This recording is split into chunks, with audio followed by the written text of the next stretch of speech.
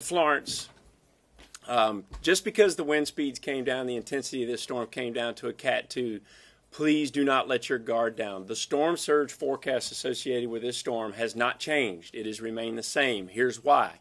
As the system's encroaching on the coast, the wind field is expanded. So what you're going to start seeing in a matter of hours, in the next coming hours, is these wind bands that far precede the center of circulation are going to start pushing water up against the coast, but more importantly, up the back bay and inlet areas. Storm surge is not a problem just along the coastline. It's going to be a major problem way up into the streams and tributaries that come out of sound areas that push up into the sounds, like the Pamlico Sounds on the west side of the Pamlico Sound. This is a very dangerous storm. Storm surge is why you have been placed under, many of you have been placed under evacuation, and we are asking citizens to please heed a warning.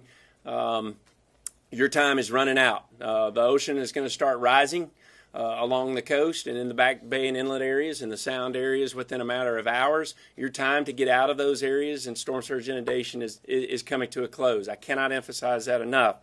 With that, the other thing that's going to happen is not only are we going to see high winds, 110-mile-an-hour sustained winds coming upon the coast, the wind field is large. There are hurricane force winds that extend far out from the center of circulation that will not only inundate the coast, but you're going to see some high inland winds as this storm starts to come in and push into the coast.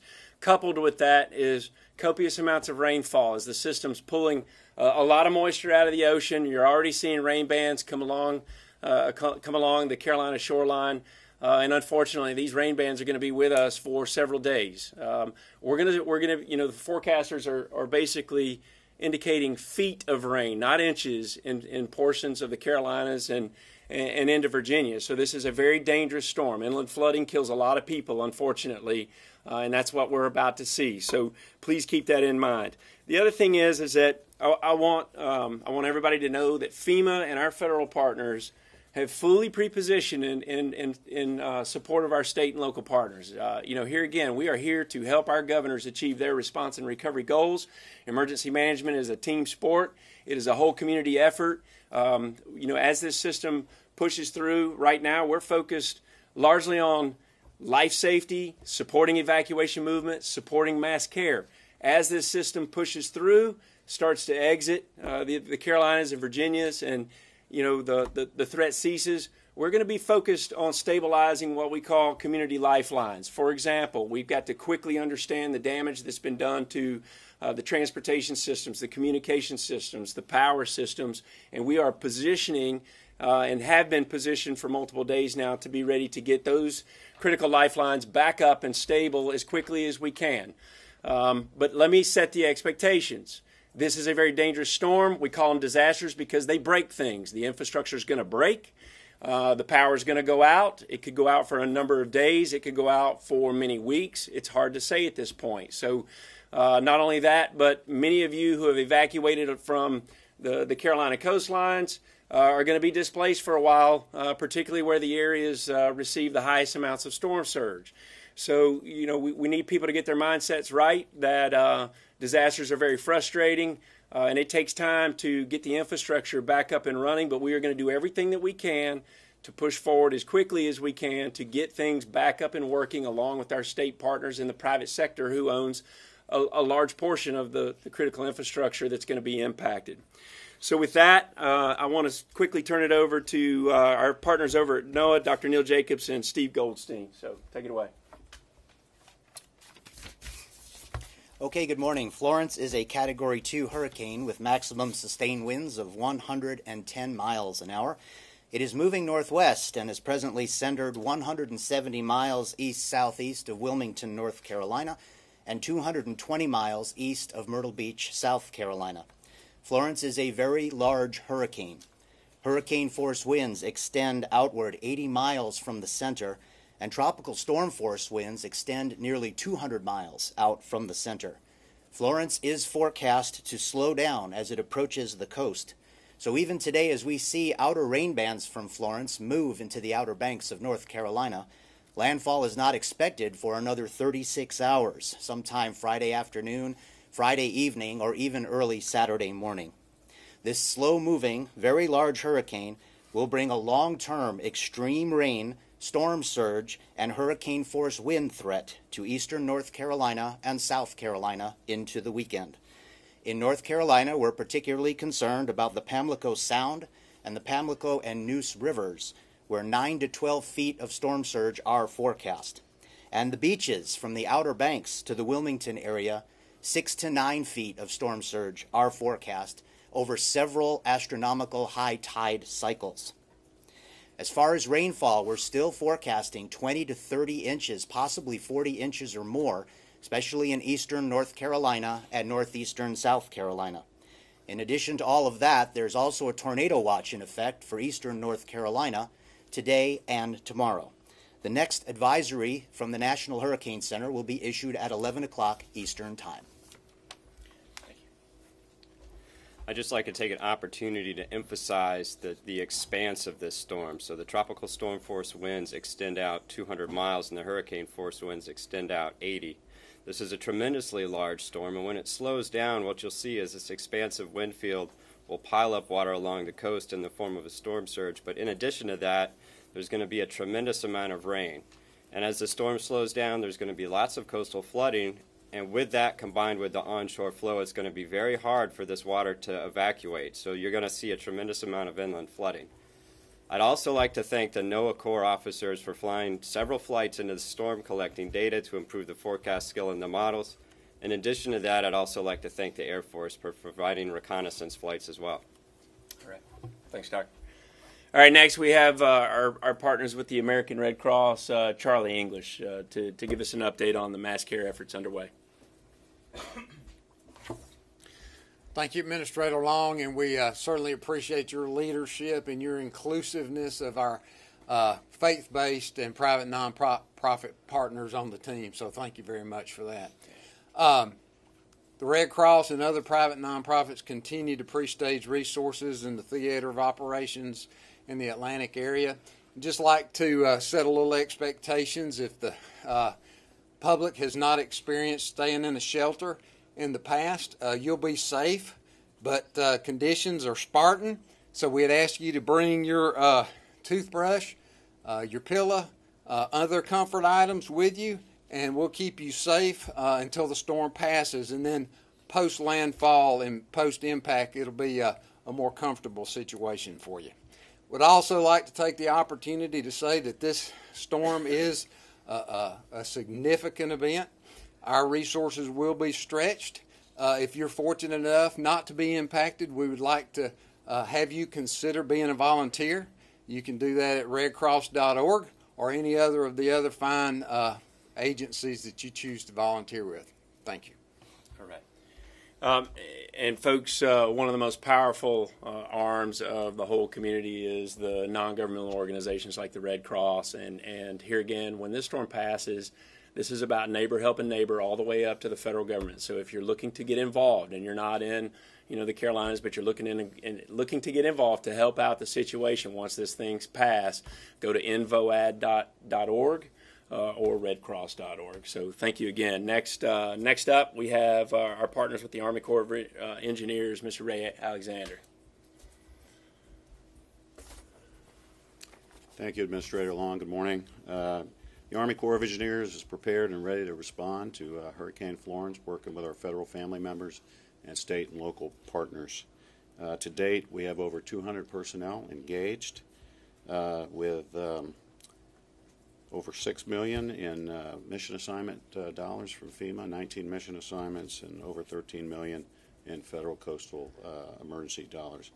In our Pacific Ocean Division continues to assess and respond to the effects from the typhoon and the hurricane out in the Pacific, while here in the Atlantic, under our Stafford Act authorities, we're postured to provide temporary power support, debris management, temporary roofing, housing, and conduct infrastructure assessments in the Carolinas, Virginia, and elsewhere where needed.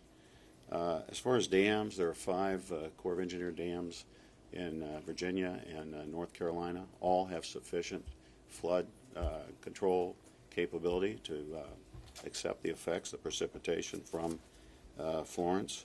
We're working with the Army's Installation Management Command to to ensure that dams on Fort Bragg, North Carolina, Fort Jackson, South Carolina, any effects of Florence to those dams are mitigated. In terms of navigation, we're closely working with our partners from NOAA and the U.S. Coast Guard and prepared to rapidly open federal channels and other navigation. And finally, in flood response, we are integrated with state and local county governments to provide technical assistance in flood fighting, both before the storm and after. Thank you. Thank you. Next up, our partners with the Coast Guard, Rear Admiral Austin. Thank you, Mr. Long. The safety of the people in Hurricane Florence's path, as well as our own Coast Guard men and women and their families, are our top priority, and we are working in close concert with FEMA and our other federal, state, and local partners in preparing for the storm. In preparation for the storm, the Coast Guard has taken the following actions. The ports of Wilmington and Morehead City, North Carolina, as well as the entrance to the Chesapeake Bay, have been closed. And in preparation also for the storm, we've pre-staged shallow water response boats, as well as bringing in additional search and rescue aircraft, which will be staged in Air Station Savannah, Georgia. And we've moved aircraft out of the Air Station Elizabeth City to be ready to come in behind the storm as soon as it is safe to fly those missions. Coast Guard is also pre-staging other deployable specialized forces with additional law enforcement, security, and oil and hazardous materials response resources to be ready. And all Coast Guard small boat and cutter crews are going to be outside of the storm and ready to move in as soon as it's safe to do so. For those in the path of the storm, we urge you to do the following. Please stay off the water. Coast Guard search and rescue resources will be degraded or unavailable before, during, and immediately after the storm. Remember that social media is a great way to stay informed, but please don't use social media in order to call for help. Please call 911 or Channel 16 in order to reach out to get help. And finally, once the storm is passed, the areas will still be hazardous, so please stay in a safe location while Coast Guard and other partners assess the damage and we'll let you know when it's safe to do so. Thank you. Thank you.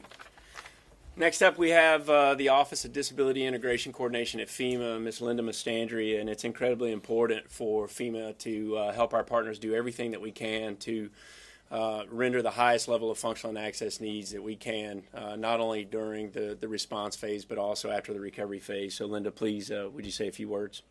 Thank you. Excuse me. Good morning. So as the Disability Coordinator and the Director of the Office of Disability Integration and Coordination, our responsibility is to ensure that FEMA's programs and services are available to and accessible to people with disabilities before, during, and after disasters. And in terms of Florence in particular, we are working very closely with our partners at the state and local level, at the territorial and tribal level, with our federal partners and agencies like the Red Cross and HHS to ensure that people with disabilities have what they need during evacuation, during sheltering, pre and post landfall. So part of our coordination efforts are to ensure that we are in close communication with our state and local partners to ensure that any unmet needs that people with disabilities have during evacuation or sheltering and in terms of response and recovery are met. And we'll continue to closely coordinate with our state and local and federal partners to ensure that people with disabilities who are impacted by the storms have what they need to safely evacuate, that they have what they need in the shelters, and that they can effectively respond to and recover from the effects of the disaster. Thank you, Linda. Appreciate that. And then finally, or next up, Environmental Protection Agency, Reggie Cheatham. So, okay. All right, there we go. Thank you, Administrator Long, and good morning. My name is Reggie Cheatham, the Director of the Office of Emergency Management, the U.S. EPA. EPA is the lead federal agency for inland releases of oil and hazardous substances through Emergency Support Function 10 under the National Response Framework. In addition to requests for assistance from our states, tribes, and local government partners, some of the things that EPA is currently doing prior to Hurricane Florence is to determine the status of preparation at chemical, oil, and production facilities that may be in the path of the storm, and to identify any releases and discharges of hazardous substances or oil caused by the storm. The agency has identified sites under Superfund, Risk Management Program, and the Facility Response Plan Program for oil that may be in the current projected path of the hurricane, and we're trying to assess any pre-landfall concerns. In addition, we're working with the states, tribes, and local governments to identify drinking water and wastewater infrastructure that may be in the current path of the storm. EPA has issued 4 fuel waivers in North Carolina, South Carolina, Georgia, and Virginia. The purpose of the waivers is to help ensure that there's adequate fuel supply and gasoline in the affected areas until the normal supply to the region can be restored. Currently, EPA's emergency operations centers at headquarters here in Washington, D.C., in EPA Region 3, Philadelphia, and in EPA Region 4, Atlanta, Georgia, are all activated. We have teams of on-scene coordinators and equipment ready to deploy. We will continue to coordinate with and support our federal, state, tribal, and local government partners as needs arise. Thank you. And then last up, our FEMA Spanish language update. Daniel, take it away. Gracias, administrador. Gracias a los medios de comunicación.